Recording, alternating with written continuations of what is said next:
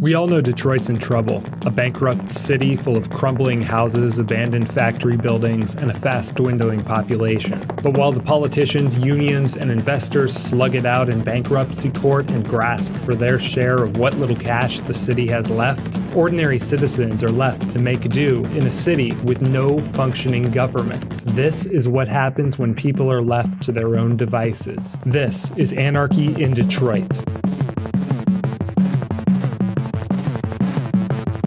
Anarchy is often interpreted as chaos and danger and hooded figures throwing bombs into windows, but really it means no rulers. The most chaos in Detroit has been created by government.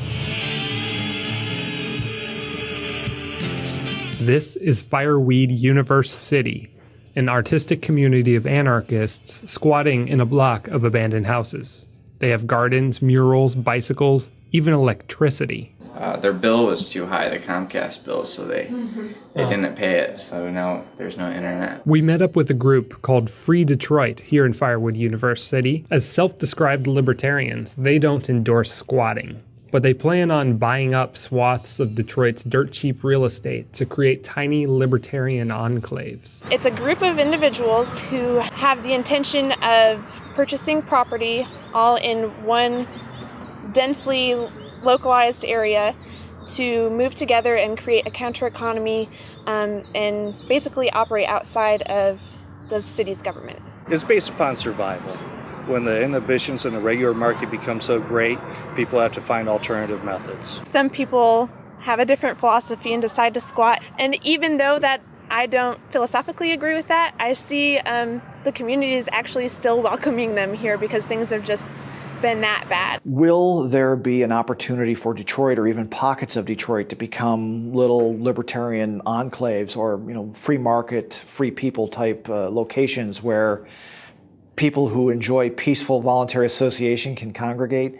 The answer is yes, absolutely. Detroit has little pockets of its own that could become more libertarian if given the opportunity. You see a lot of development in Corktown, you see a lot of development that's trying to move forward in places like Hamtramck, but they need more latitude from the city to really accelerate that vision. Much of the development that has been promised to Detroit has been money going from this politician to this politically connected crony. I think what's really going to help the city recover is for individuals who live here to take action, self-responsibility, working hard and seeing needs in the market and going and fulfilling those, and through voluntary exchange. The idea I've come up with is to take a little used public park owned by the city of Detroit called Belle Isle. It's about 1,000 acres, and apply for a change of status from the state and from the federal government and turn it into a commonwealth similar to the status enjoyed by the Northern Mariana Islands or Puerto Rico. Rod Lockwood is a real estate developer who's written a book about his proposal to purchase Belle Isle, a 982-acre island in the Detroit River. Lockwood and his fellow investors would buy the island for $1 billion. Citizenship would then go on sale for $300,000 a person. But Lockwood believes the low taxes and friendly regulation would attract lots of capital. The benefits of Belle Isle to Detroit are that we would expect $250 billion of capital would be brought onto the island. This capital would be then respent and invested in Detroit, creating possibly more than 100,000 jobs.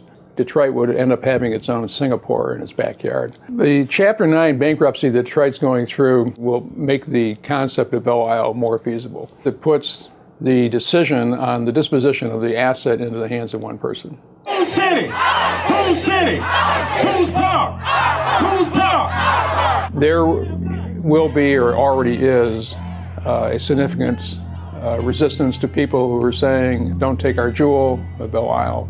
We are going to need to have support of Detroiters. I'm very optimistic that I can overcome the entrenched political forces because Detroit has a big problem. This is a big solution.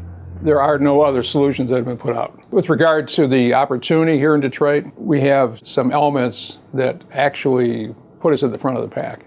As I mentioned, we're centrally located in this country. We have a tremendously rich heritage. We have some of the best architecture, great music heritage. We have cheap land. Good availability of labor here. Southeastern Michigan has the greatest concentration of engineers of any place in the world, right here. This place is just waiting to take off. We just have to have better rules.